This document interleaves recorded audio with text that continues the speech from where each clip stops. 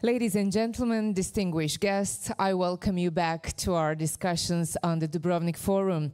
We will continue with the topic on trade, as our next panel is the future of global trade, bilateralism, multilateralism, or fragmentation. I am very pleased to announce Mrs. Ngozi Okonjo-Iweala, Director General of the World Trade Organization, as our keynote speaker. Please, Madam.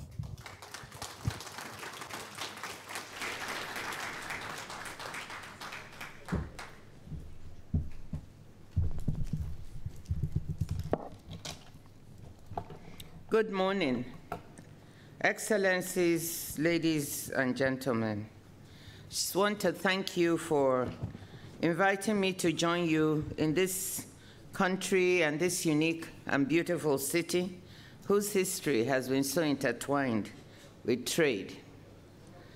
Let's start by recognizing that the global trading system is facing the worst disruptions in the past 80 years.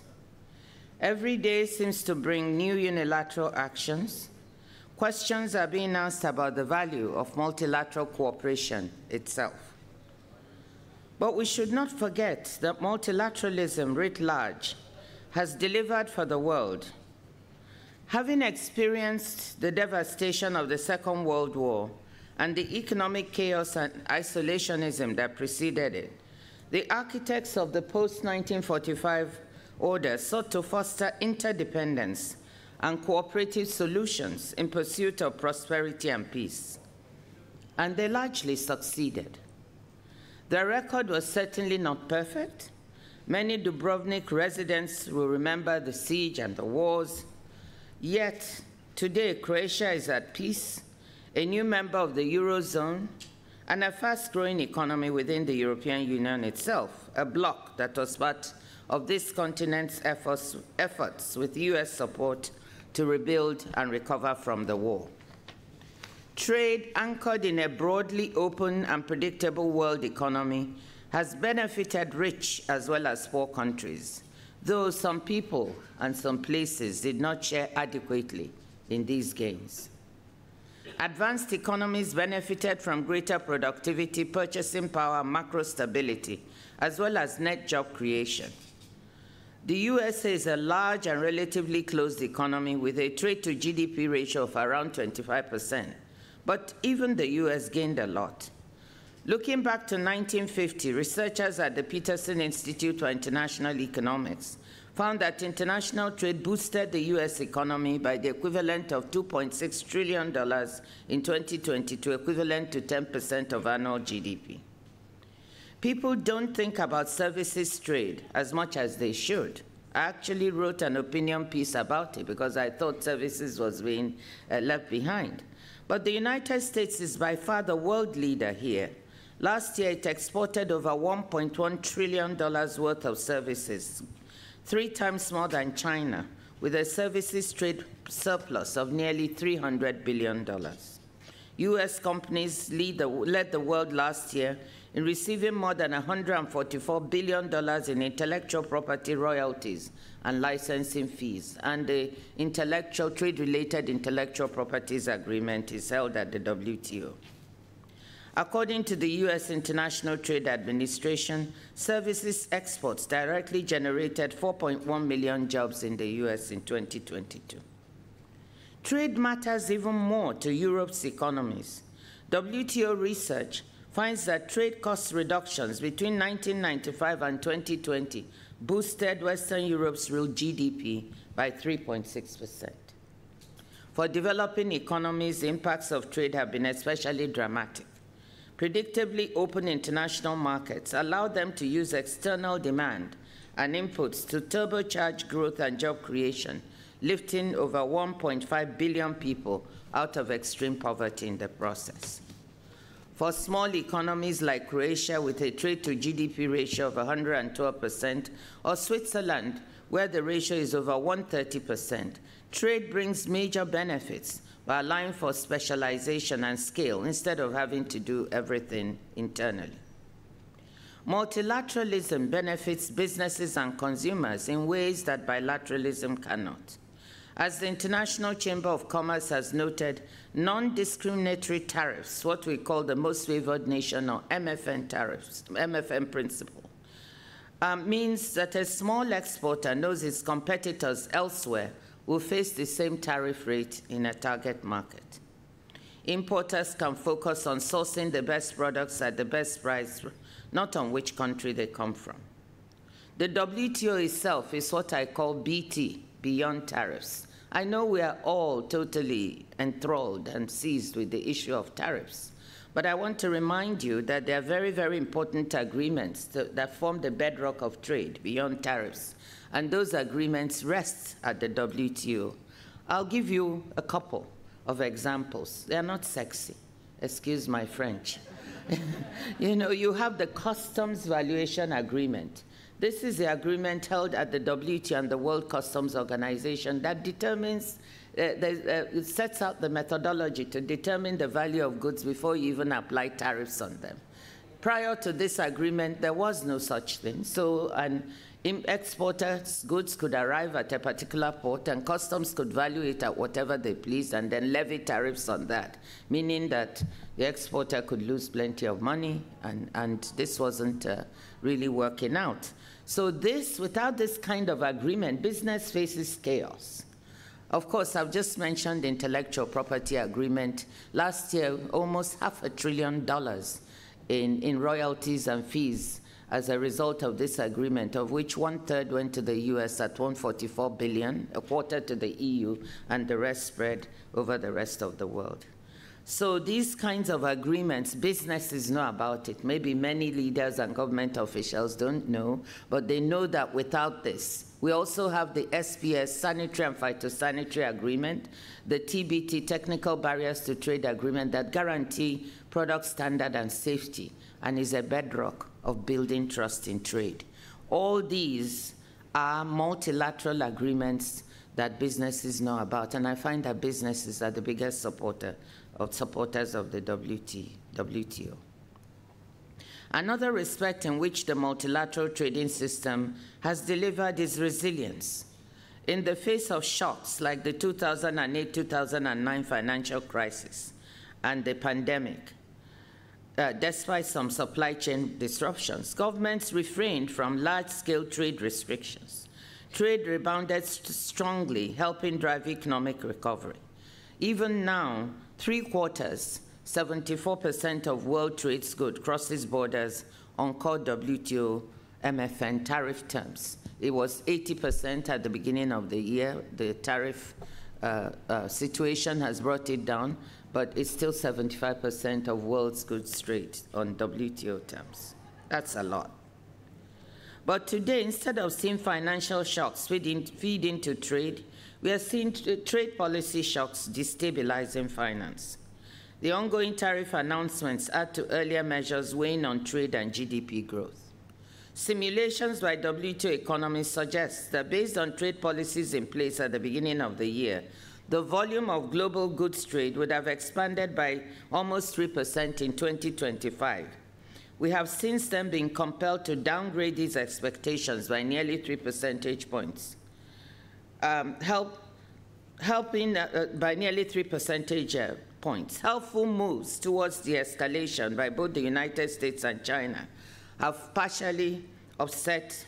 been partially offset by tariff increases.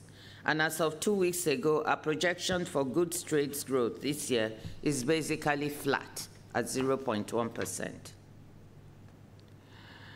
We at the WTO, the IMF, the OECD, and the World Bank, we have cut our GDP growth expectations this year for us to 2.3%, and I think it's about the same figure for the OECD, down from about 2.7, 2.8% that we projected earlier. Slower growth hits vulnerable economies and people hard, especially when combined with aid cutbacks. And the outlook may be worsening.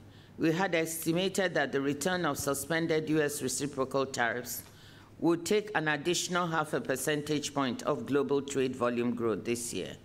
The new US tariff announcements are, with some notable exceptions like Brazil, generally in that neighborhood. Steeper tariffs would deepen the trade contraction as would contagion to trade between other economies. Uncertainty makes the outlook even more challenging, especially for business. The cost to trade and GDP would add up the longer policies remain in place, and fragmenting trade patterns along geopolitical lines would come at enormous economic cost. A division into two trading blocks, which we have modeled, would lower long-term global growth, GDP, by 7%. While we may not like the unilateral approach of the USA, however, we have to ask ourselves, how did we get here? And we have to admit that the US has valid criticisms of the multilateral trading system. I share a lot of those criticisms. And other members of the WTO do as well. Whether it's developing countries who feel that the system has not given them as much opportunity as they would like, or other members who have these criticisms, which have been swept under the carpet for far too long. Therefore, we need to question, how did we get here? And we need to see that this crisis we're facing provides an opportunity. It's a great opportunity to look at what is not going well and to use that as a means to deliver the deep reforms and repositioning that the WTO and the multilateral trading system need. As I said, the system has given the world much, but the system is 30 years old, and it's in need of repositioning reform. It's actually 80 years old, if you measure it by the GATT. And so we need to take this into account. To place trade on firmer foundations, trade rules, and the wider international trade architecture will need to evolve. Trade patterns will need to change as well. The United States has a point when it complains that other countries are too dependent on its market. There's a strong case for countries in the rest of the world to diversify their trade and investment.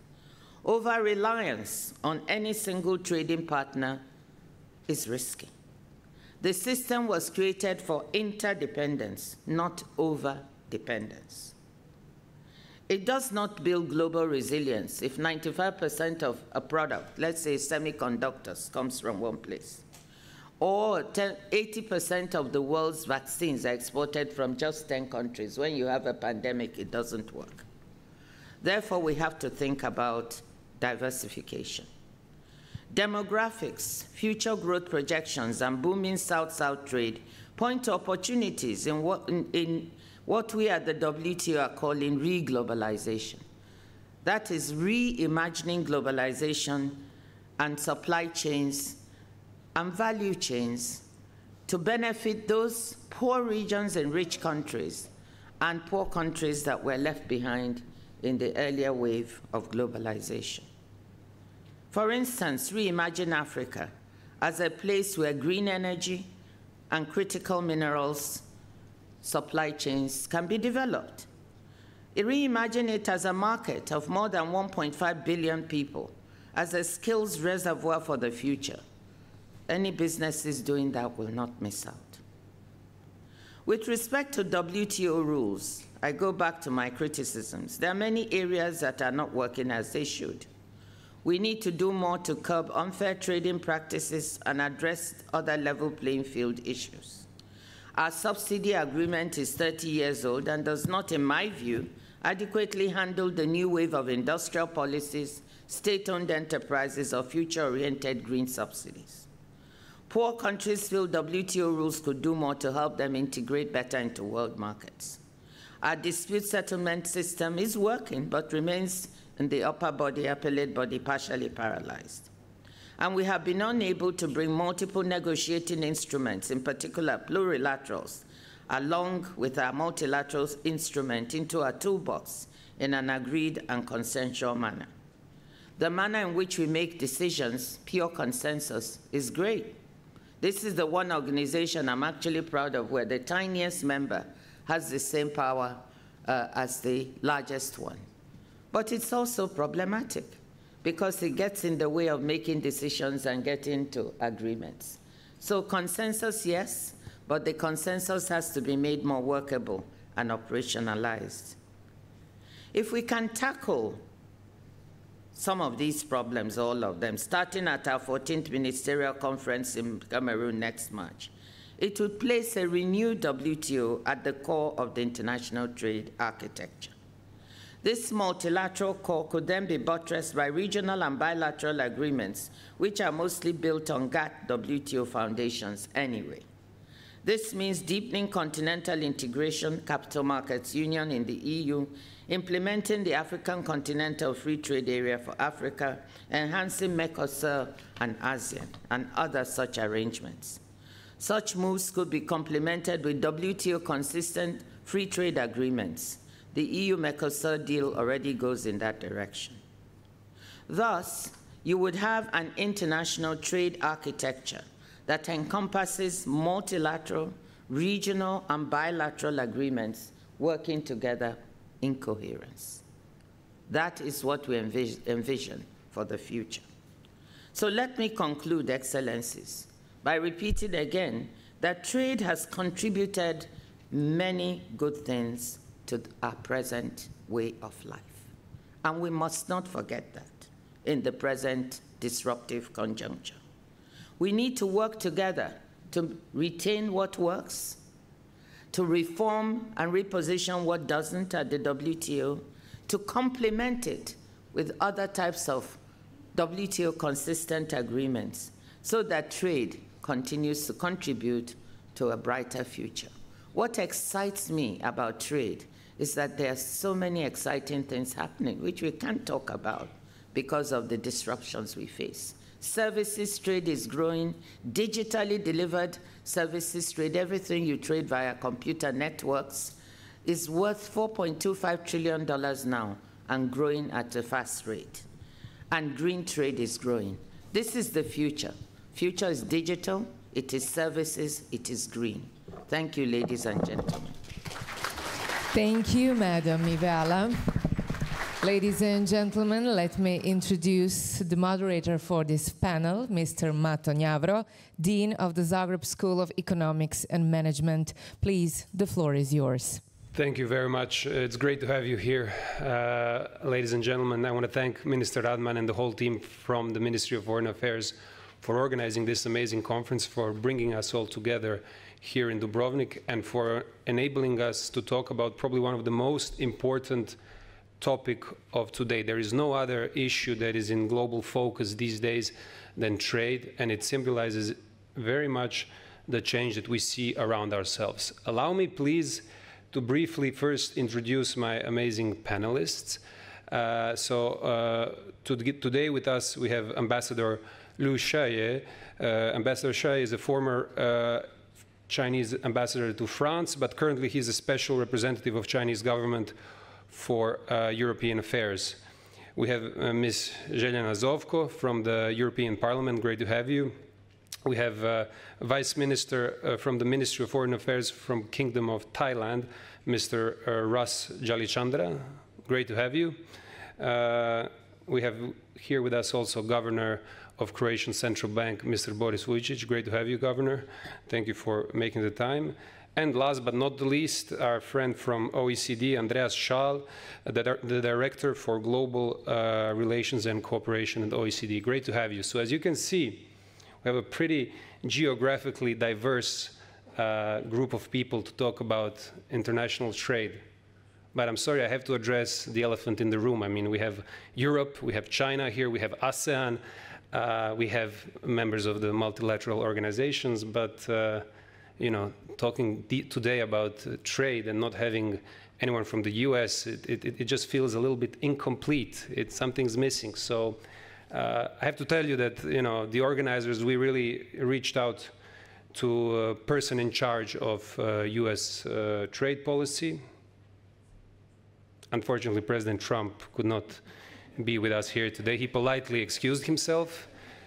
So we will have to do without President Trump, and I will take it upon myself as a moderator to maybe provide a little bit of, to set the stage and provide context before jumping in and asking our moderators the first question. So President Trump really has brought trade at the forefront of his policy agenda already in the first mandate, but definitely so much in the second mandate. We've seen the Liberation Day and with what type of gusto he talks about trade. Trade, by the way, as Madam President of WTO said, was maybe not a sexy topic before, right? It was left to back channels and rooms and technocrats to discuss, but President Trump has really put it at the forefront of his agenda. So, and to be fair, trade is one of his 4 central tenets that he deeply believes in and that he has been extremely consistent about for as long as he's been in the public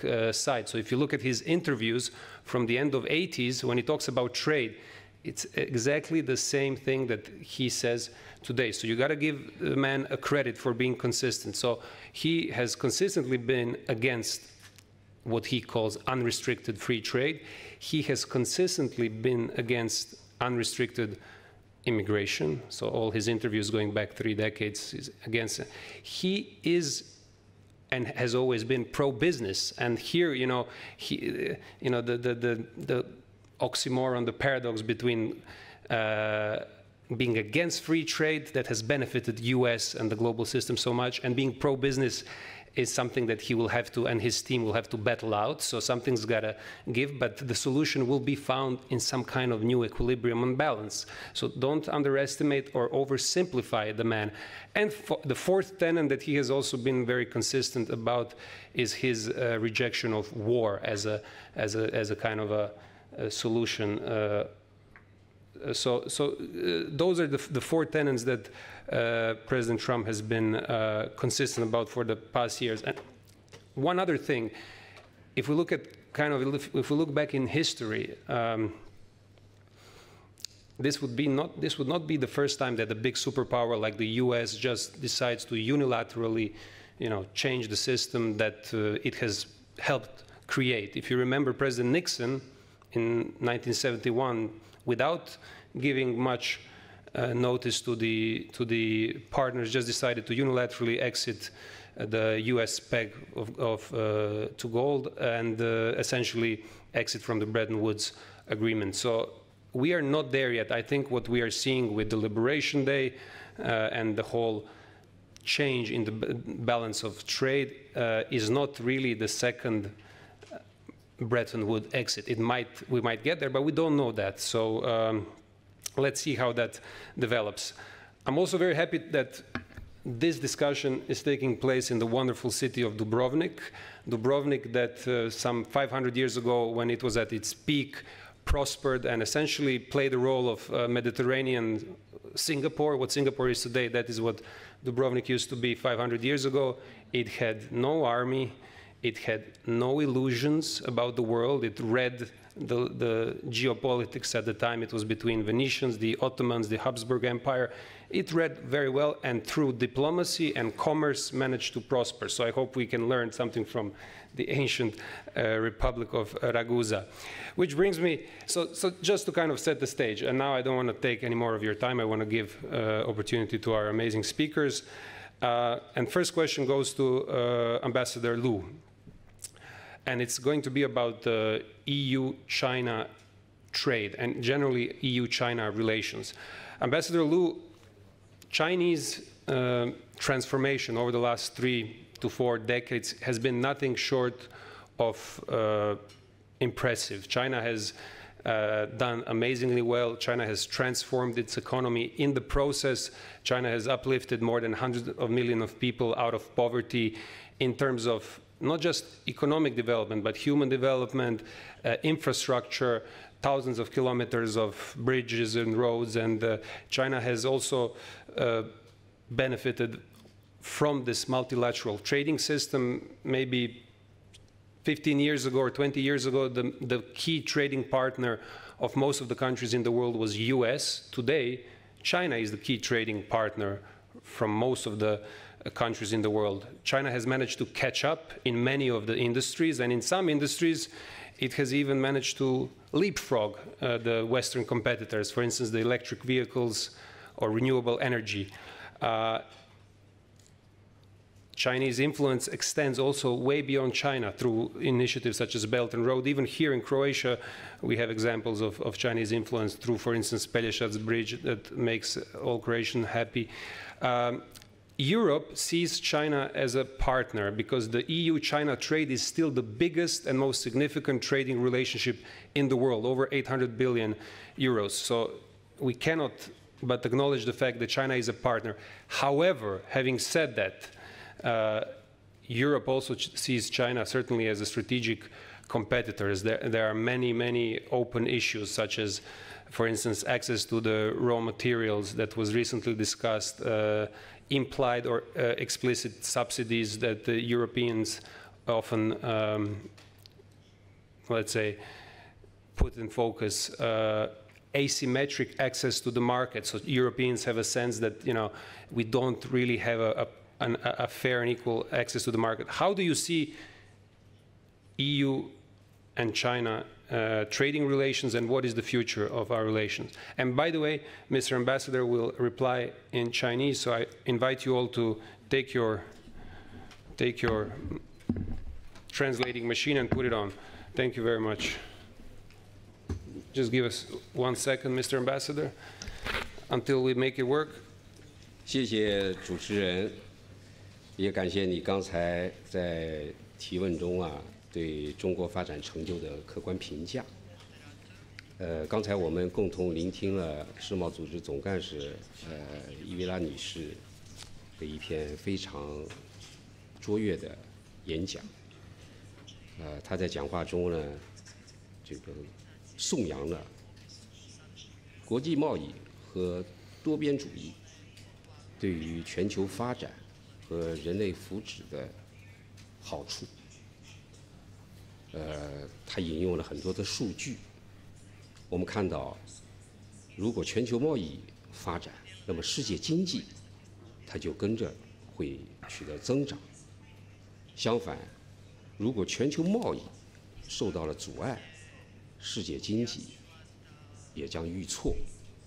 他说，如果这个特朗普政府挥舞的这个关税大棒持续下去的话，那么今年的世界贸易的增长恐怕要停滞，也就是说只有区0.1%。而与此同时，世界银行、国际货币基金组织预测今年的世界经济增长将会达到2.2%、2.3%，贸易拖了世界经济增长的后腿。而且，他认为，如果任由这样的形势发展下去，世界很可能分裂成2个贸易体系，这将导致世界经济下降7%。那么，这对人类社会是一个极其暗淡的前景。所以呢，我们中国也是对此感到非常的忧心我们也看到，今年是联合国成立80周年。实际上，联合国它就是一个多边主义的平台。那么当前呢，100年变局加速演进，国际形势动荡加剧，和平发展事业任重道远。今年的杜布罗夫尼克论坛以引导变革为主题，并且设立了国际贸易未来双边主义、多边主义还是碎片化的分论坛。我认为选题很准，切中了当前的这种要害，体现了主办方对当前国际形势的深入思考。的确，人类正处在十字路口，是要单边主义还是多边主义？要团结合作还是分裂对抗？需要国际社会做出正确的选择。主持人，刚才你提问中谈到了这个欧洲对这个对华经贸关系的一些关切。今年呢是中欧建交50周年，中欧双方有一系列的重要的高层交往。但是呢，在这个也就是说今年7月下旬的这个中欧领导人中欧领导人会晤，但是在这个重要的高层交往之前，我们也注意到，欧盟领导人近期在不同的场合发表了一些有关中欧关系的一些不负责任的言论。那么结合主持人给提的问题，我想呢也做一些回应吧，也是澄清一些事实。我想指出，中欧经贸体量巨大，合作过程中出现一些分歧摩擦，在所难免。建交50年来，中欧合作从无到有，从小到大。现在每一天的贸易量，就相当于建交时全年的贸易量。所以我们希望呢，欧方用更加全面、客观和理性的态度来看待双边经贸关系。不能够只看到问题，只夸大分歧，而不谈合作，而是应该通过对话协商，妥善处理贸易摩擦，避免把具体问题扩大化，把经贸问题泛安全化。那么中欧的经贸现状，刚才主持人说，中欧关系存在某种不平衡。但这种现状是宏观经济环境、国际贸易条件和双方产业结构共同作用的结果，不能够简单的归咎于某一方。要尊重市场经济规律，不能强买强卖。中方愿意扩大自欧洲进口适销对路的优质产品，但是欧洲也得有东西可以卖给中国呀，他们不能总是卖些红酒、猪肉、牛肉、空客飞机，而中国想买的一些高技术产品却把着不卖，比如说光刻机，在欧洲不卖给我们，那么这样怎么能够解决他们心心念念的贸易不平衡呢？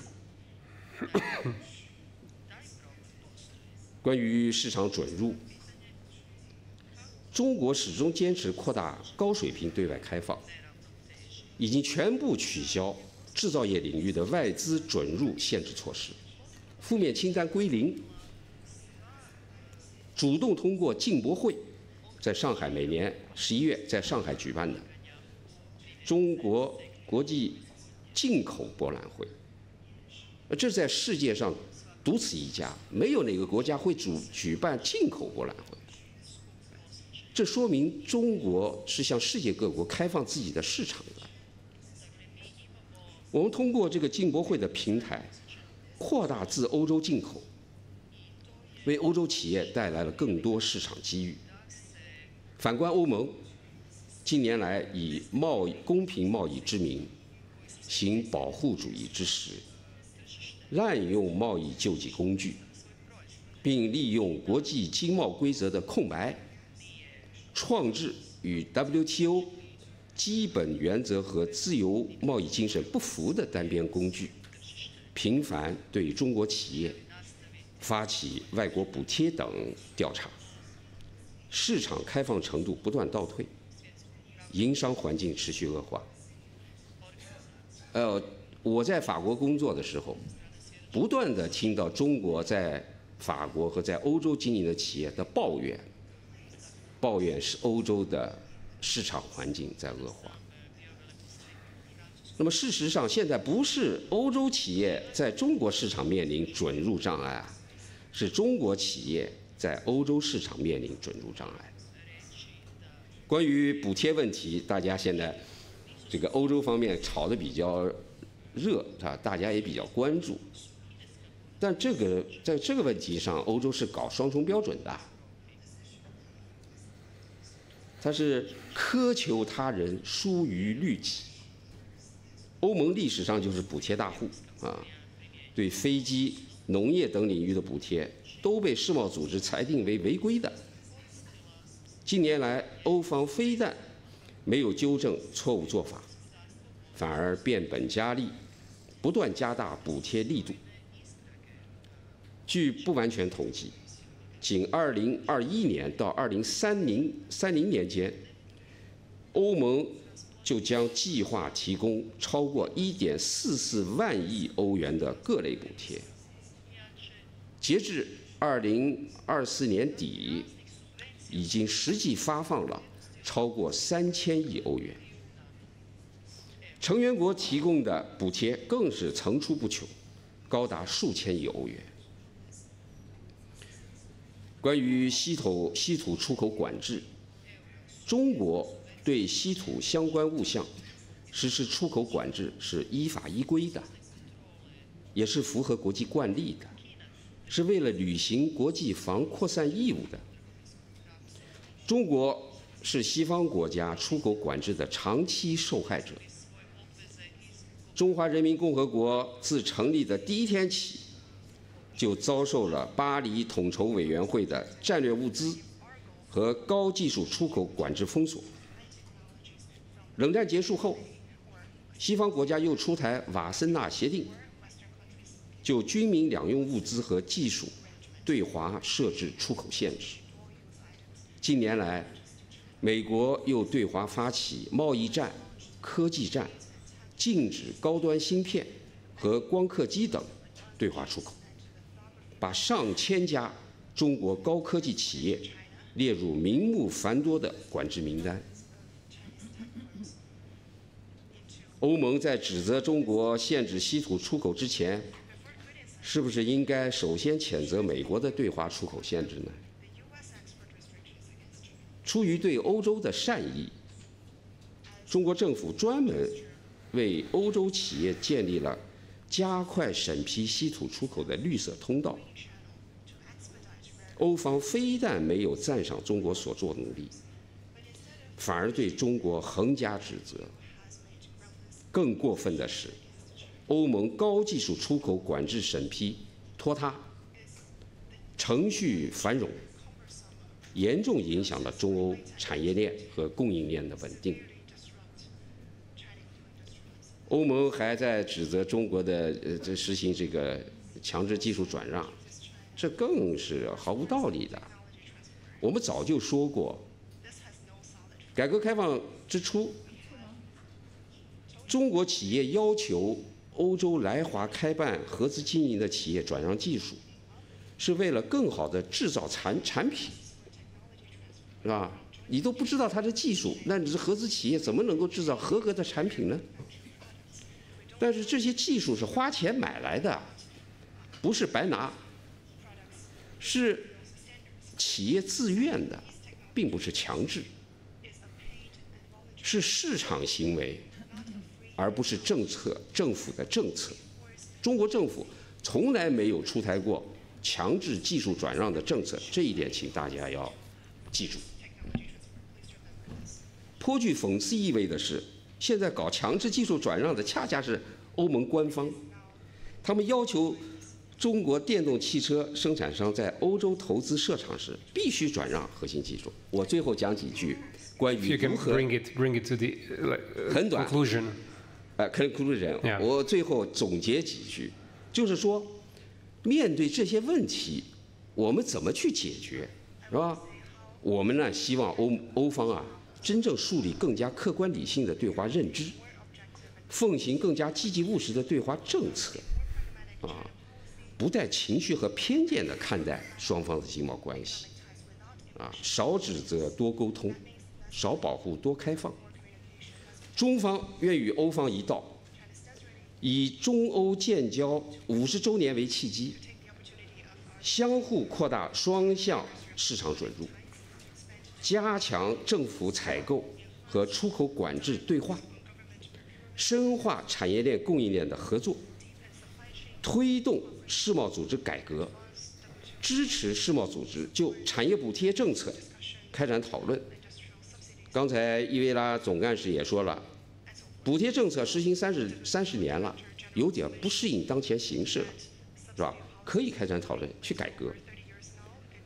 为全球气变治理展现更多的大国担当，为构建开放型世界经济注入更多的稳定性、确定性、正能量。谢谢主持人。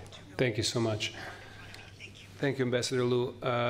Ms. Zovko, Ambassador Liu just provided in great length Chinese perspective on not just China-EU relations, but in general the philosophy of Chinese state when it comes to multilateralism. What is the sentiment in Brussels? What is the EU perspective on this relationship, this important relationship? Right. Thank you very much. First of all, I would like to congratulate Minister Radman for organizing this important and timely event, especially now when we have a high tension regarding foreign trade issues. And it's a great pleasure to listen to Madam Director General of WTO. And also I take with appreciation the world acknowledgement that we need to re-engage in reform of multilateral system, especially WTO, and also a dispute mechanism that is very worrying for also European and US partners who are not here with us to discuss these issues. On the setting this debate into a context, the ambassador, who was my colleague, I was also ambassador in France, but many years ago, maybe before or before this shift started to become so obvious. And I learned in France once saying in Le Figaro that I used to read, and it's, you know, I don't agree with what you said, but I will always defend your rights to say it, as Voltaire said. I'm coming from European Parliament. I'm a member of the largest group, EPP party, and I'm in charge of this EU-US trade relations on behalf of my group as a shadow rapporteur. I'm not so involved in the EU-China business as I found it very sensitive, especially since we put China on a freeze in EU Parliament after the Sakharov Prize winner, Uyghur persecuted man from China could not have the treatment that he did deserve, and we raised on many occasions these issues of human rights in China and issues of trade in the context as well of human rights.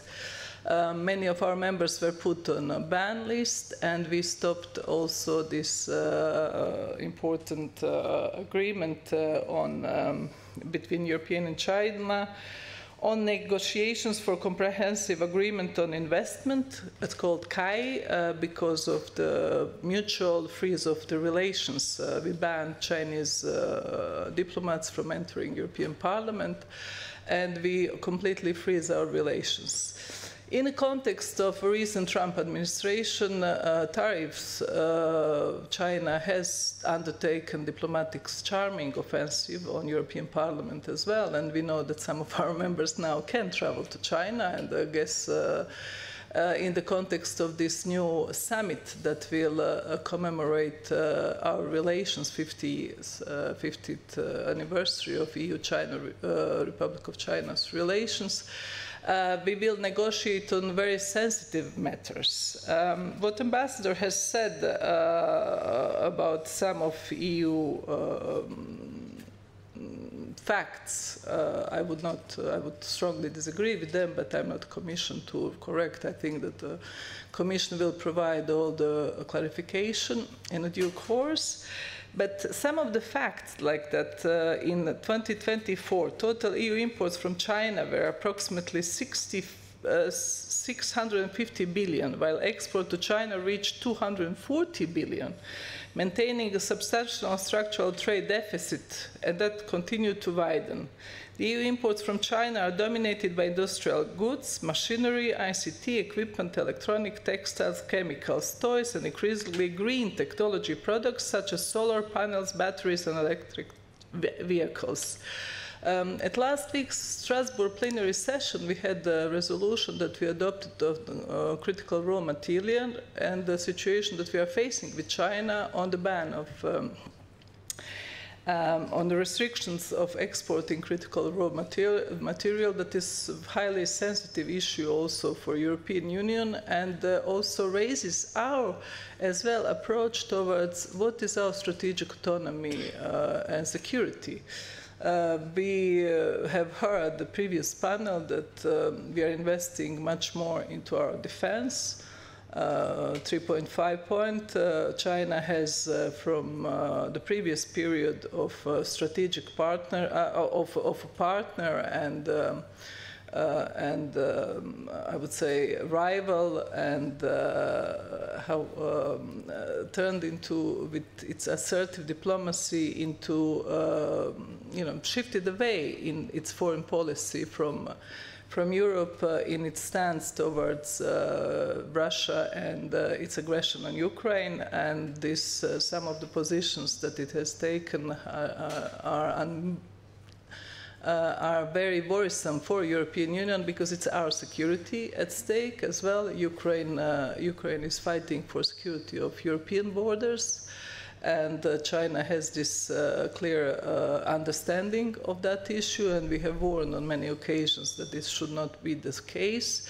And also because of this very aggressive Belt and Road initiative that directs some foreign policies orientations on the countries where China has taken a very strong influence. I mean, I hold that as a former diplomat, I can say that, well done in a way that the vacuum was filled, where European Union has left the space and the United States, but also directions of these countries in the voting in UN system is also quite disappointing on the issues also of Russia's aggression on Ukraine.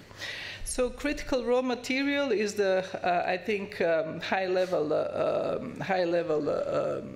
issue that we will be pressing for, because all this green technology, all the climate change that we are trying to address together with China cannot be addressed without critical raw minerals that the European Union also needs. And this is, we are not anymore naive in our approach on this matter.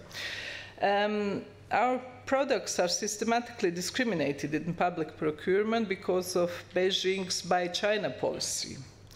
And goods and services that are made in China get an automatic 20% advantage in public bids.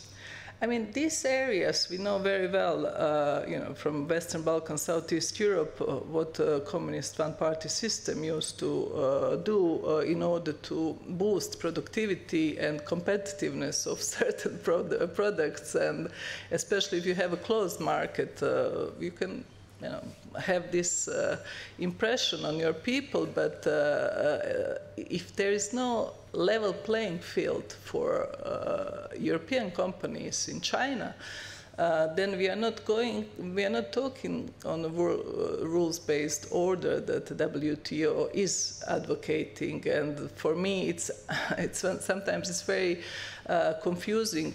How come some countries that are candidates for European Union, that are fulfilling so many requirements, are still not members of WTO, but then you have big countries that don't give a level playing field for other countries to invest. They're there without any punishment. So it's, some rules are rules only for the bigs, but not for the smalls. In certain cases, I mean, you might disagree, but I was ambassador at UN agencies, and I know for many years that I address these questions, and these issues must be addressed as well, and also how this level of administration is being filled, who is deciding on the issues. This is something that is there to be changed, and we must re-engage with our partners in this endeavor. The final word is EU is making all the bilateral agreements and agreements on the trade with countries that are like-minded. I mean, we are diversifying our trades with Mercosur, with Australia, New Zealand, with all the countries that are like-minded also in our treatment of democracy and as I said, level playing field. But on many issues that Ambassador has addressed, I would strongly disagree, and I think that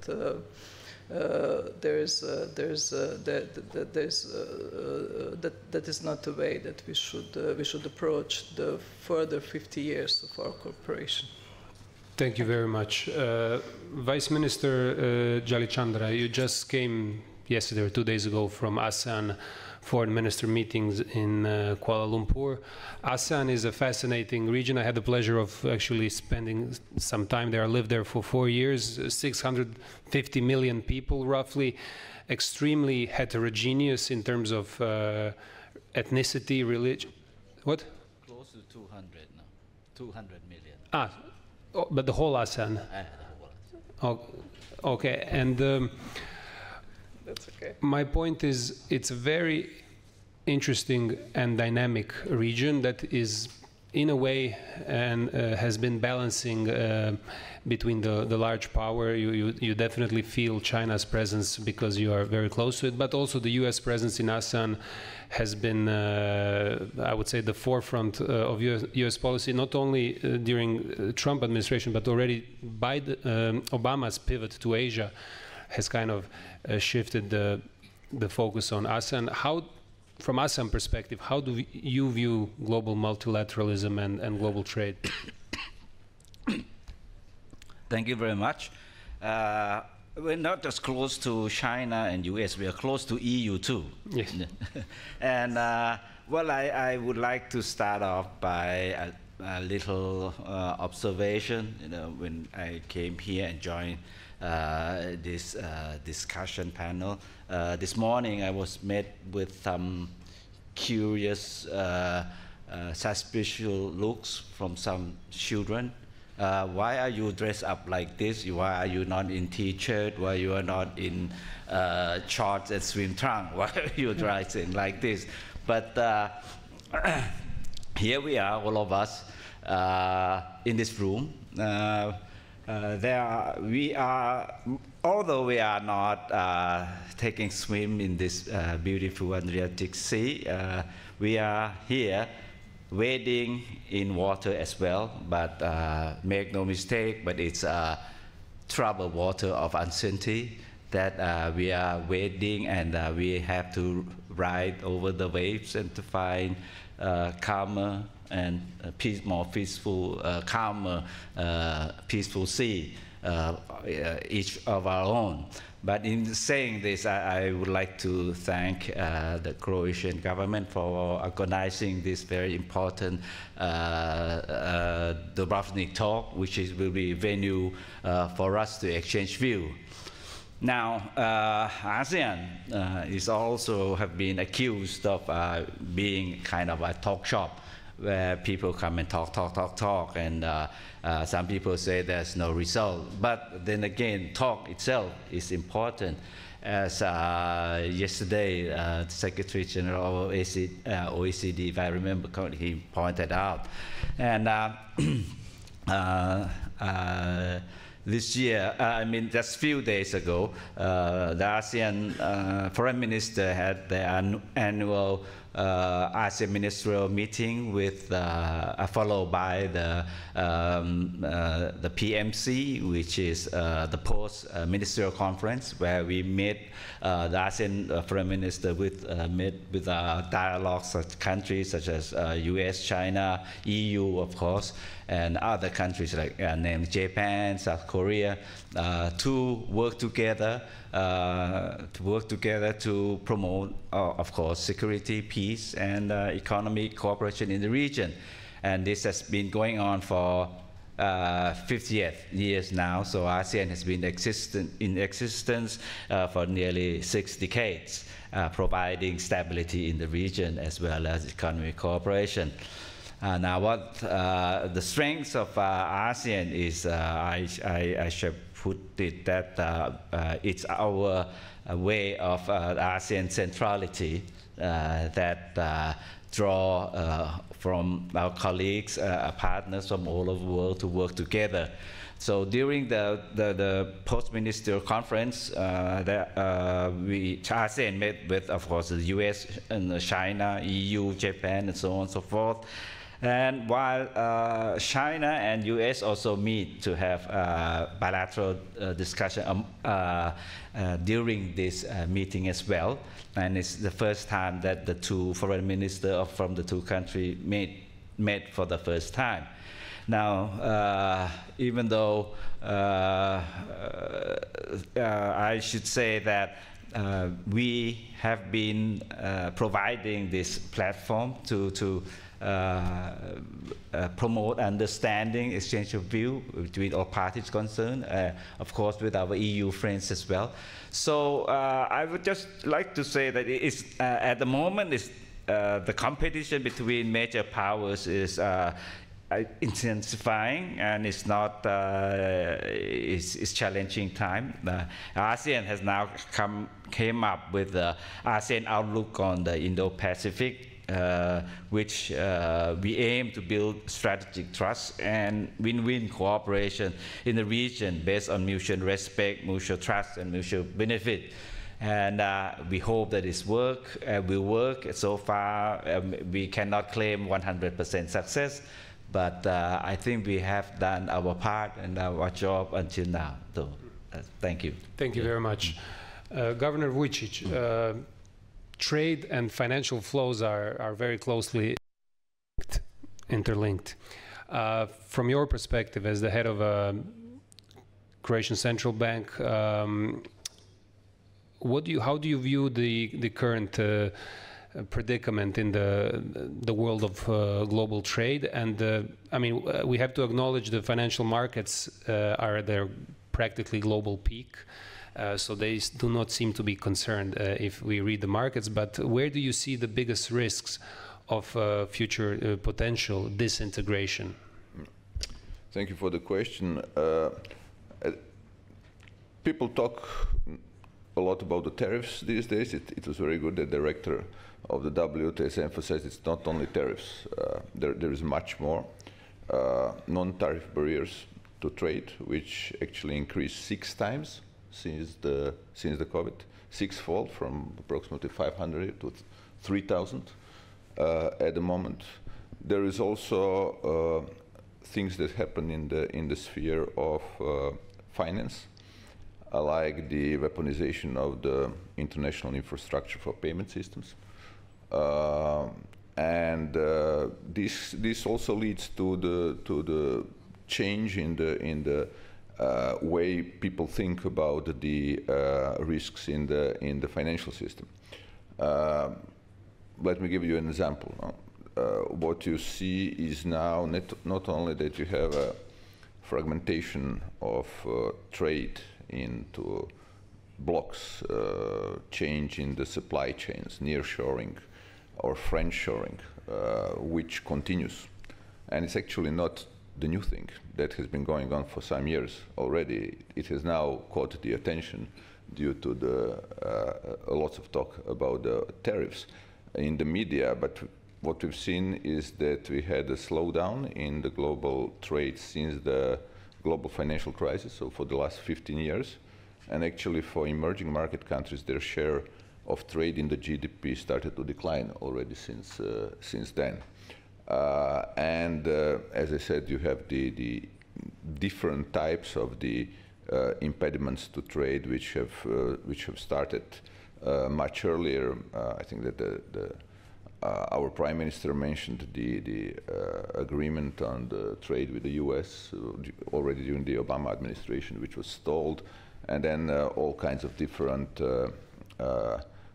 things when it comes to the trade in the goods primarily. But in the finance, what people think now is also risks to the critical infrastructure for every country, and this is the payments infrastructure. No?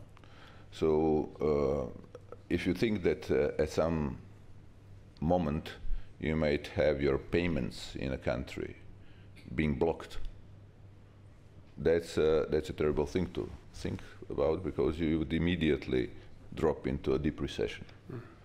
That can happen because somebody stops the payment infrastructure. For example, I was here with the person from MasterCard yesterday. If you think about the European payment infrastructure for retail payments, it's basically Visa or MasterCard. That's it. If you don't have these two, you cannot pay. You cannot go to the restaurant, you can go to the shop. You can, but with cash. There's no other way you can pay. You come to China, you want to pay for a taxi. If you don't have a Alipay, WeChat Pay, you cannot pay. They won't even accept the cash. Happened to me. So you feel financially excluded, not included. So these are the things that we have now started to think, and you think of it in terms of like the strategic autonomy. And that's the idea why the European Central Bank has started to develop the digital euro. Because digital euro, the way to think about the digital euro is nothing else but the alternative payment scheme, which is European autonomous, run by the European Central Bank, so it doesn't depend on any external provider. And this is a critical infrastructure that any country or the union of the countries has to have secure. Okay. Then, of course, there are the risks of cyber attacks. Probably the most damaging of all types of cyber attacks that you might have would be one on the payment infrastructure, where you stop the possibilities of payments in the economy, but then basically you bring the economy to a halt, to a stop. Yeah. We all know that people are working on that. We know that they are developing capabilities to do that. It has never happened. It's like a nuclear threat in the payments, in the financial system. But we have to get ready for it and have alternative options to the extent possible. This is also a consequence of a more fragmented world and the world in which the geopolitical tensions rise. There are these risks of which we need to be aware. And then, of course, there are all other kinds of, I would call them traditional financial stability risks. And the problem is that, we know that the next crisis will happen. We don't know when, and we don't know how it's going to look like. And it's always like that. So last one was a global financial crisis, which is a kind of a mixture of vulnerabilities in the banking system. It started from the financial system in the US, spilled over into Europe. It was not really global. Asia, you didn't feel it. That time, maybe you did, but most of the Asia didn't. But then it spilled over into the Europe, where you had a different type of the vulnerabilities. That was a too high public debt of a number of countries, and led to the Eurozone debt crisis. Since then, we fixed much of it, but the vulnerabilities are still there. Banking system is much more capitalized, much more liquid than it used to be 15 years ago. Less of a concern, less of a risk that is lying now there.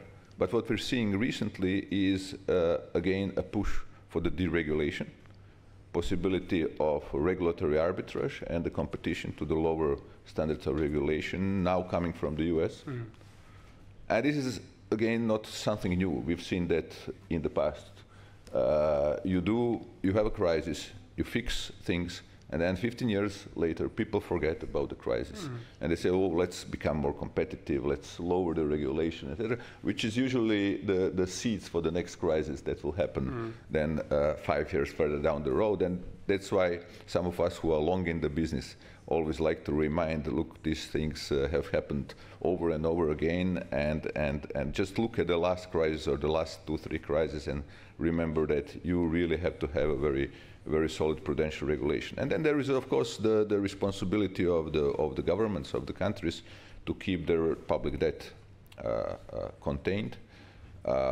It's particularly, I think, important in Europe. If you look at the Eurozone as such, with the public debt level, average public debt level of 80-something% is not that high.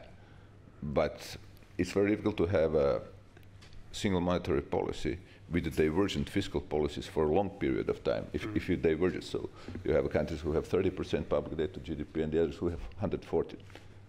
And if they continue to diverge, there's a problem. That becomes, we all know that at some point this is unsustainable. It cannot go forever. Like we know that the US public debt cannot go up forever. It's just that we don't know what's the point when it turns into some kind of crisis, when the markets react. And these are all usually the seeds of the next financial crisis, which, again, we don't know exactly when it happened, but we pretty much know what we should do to prevent it happening in the future. Thank you very much. And Mr. Shah, what would be OECD's perspective on the changing dynamics of global trade? Thanks so much, Mato. Let me start by congratulating our Croatian hosts for choosing the motto, channeling the change, because there are people outside who would say we need to challenge the change, and there is a third group of people who would say we need to change the channel. So, and we would strongly advocate for channeling the change, because this is something which also refers to the main channels of growth, which are trade and investment. And there is no doubt, this is my message number one, there is no doubt that open markets and a rules-based global trade has been one of the most powerful drivers of growth, of employment, of higher income, of higher living standards. And this is true for Europe. After the Second World War, the Wirtschaftswunder, everything, this would not have been possible without rules-based, open, dynamic markets for trade and investment. This is true for the developments in China and India and major emerging economies. And this is also true for making ASEAN one of the most vibrant and growing regions in the world. So this should be, let's say, our basic assumption when we talk about channeling the change. Second message, it's also true that this can only play out if everybody plays by the same rules, if everybody has the same rule book, and the WTO has always been in the center for this rule book. So very, very glad to have the leadership of the Director General there to keep the WTO in the center and to revive also the mechanism within the WTO. There are very valid concerns about non-market practices. There are very valid concerns about subsidies in different regions of the world. And this is something we need to address, because this kind of concerns over non-market practices, about non-playing to the rules, this has led also to a loss of confidence in open markets, in rules-based trade, and this has also led to growing protectionism in the world. And together with the WTO, we have made quite some research on this growing shift towards protectionist policies, and between 2009 and 2024, the proportion of imports subject to trade restrictive measures has increased from 0.6% to 12%. And this is, nobody at the end benefits from this. Let's be very clear, and this is something we need to address in a rules-based order, both on the side of the concerns on non-market practices, on subsidies, but also on the side of protectionist measures. And then the third message I want to leave with you, and I try to be short on that, is we in the OECD, we strongly advise governments to commit to work together, bilaterally, multilaterally, to make our international trading arrangements fairer, make it work better, make it more efficient. We can boost economic security and supply chain resilience while preserving economic benefits of open markets and a rules-based global trade. I give you one example. This machine here, with which we go to bed every evening and we wake up every morning. Let's call the company producing it banana for one moment.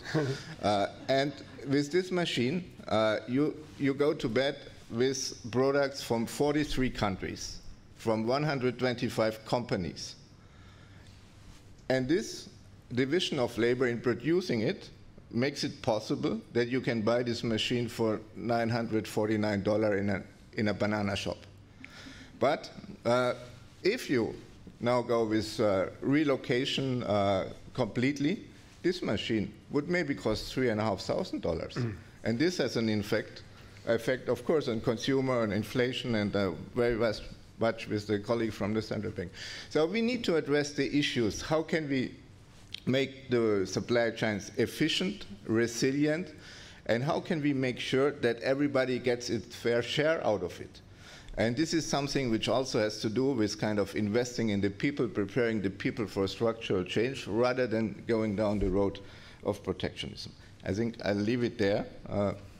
Thank you very much. To channeling the change in a meaningful way. Thank you. Thank you for your intervention. And since we're the last panel separating you from lunch, we still have some time for Q&A. So maybe, Madam President, would you you raise your hand? And if anybody else, there will be some time for Q&A, so think about it.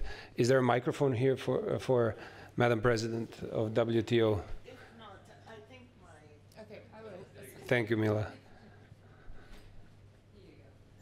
Sorry. I think my voice, well, I was going to say my voice is loud enough. But I want to thank you and the panel. It's not a question. I just want to say, I listened to the exchange between China and the EU, and I want to thank the two interveners. But I wanted to say that one of the things we've really been trying to work hard on at the WTO is trying to keep major trading partners together and to have them to the path of dialogue and talking to each other. Trade between the EU and the European Union is too important for disagreement. And I don't think it helps if we have that. At the same time, we're trying to encourage dialogue with the United States, which we strongly encourage. That with the United States, the best path is dialogue, and trying to see how the multilateral rules can help solve some of the problems that were surfaced. And so I would like to encourage the EU and China to have a more collegial dialogue, because I think that's the way we are going to solve these problems. That's a point I wanted to make. It is very true. I said in my speech that criticisms that have been leveled of unlevel playing field, unfair practices, leveled against China. China has its own critiques of the system, where it also levels criticisms of subsidies and so against the other members. Developing countries level criticisms against the system. So what I was trying to say is, if all members have had these criticisms, one and the other, for some time, this is a golden opportunity for us to solve it. And there are solutions. There is an agreement on subsidies, which was put in place before China acceded the WTO. And my question to members, you are the WTO. It's a member-driven organization.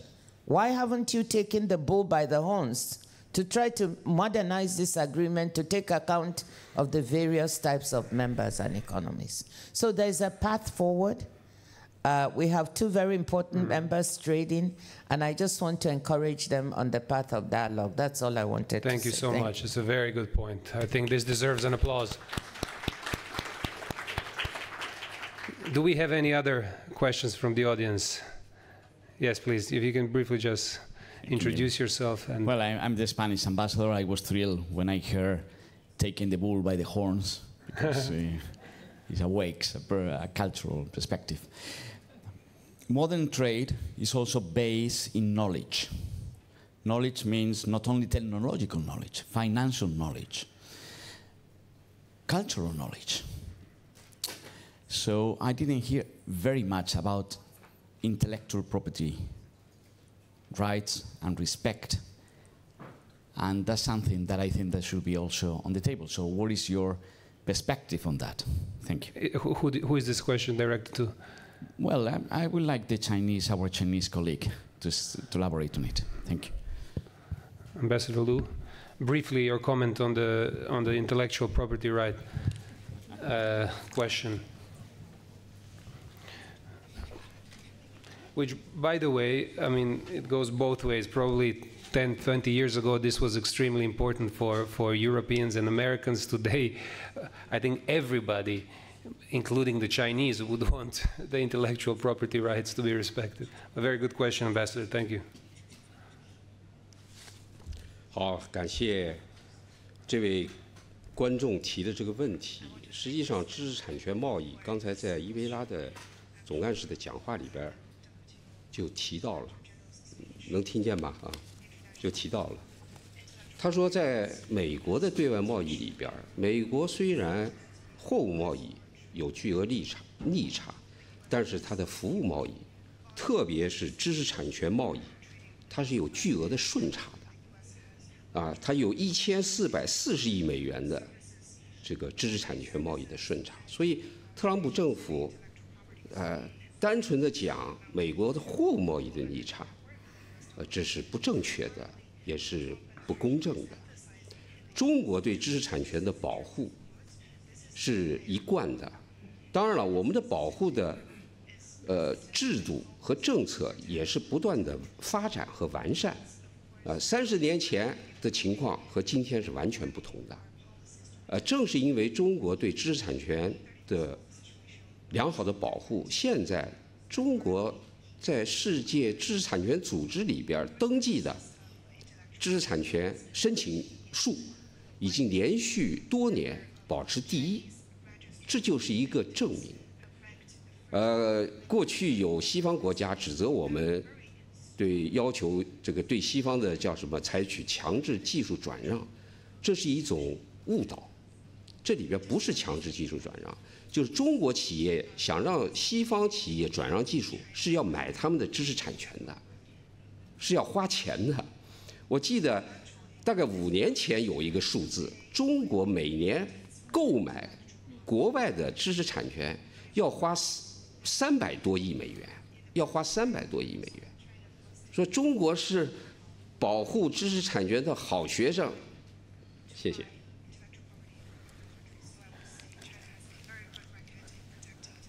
Thank you, Ambassador. Any other questions maybe from the audience? Anybody else? If not, I would like to thank all our panelists for their contribution. Thank you very much. Thank you.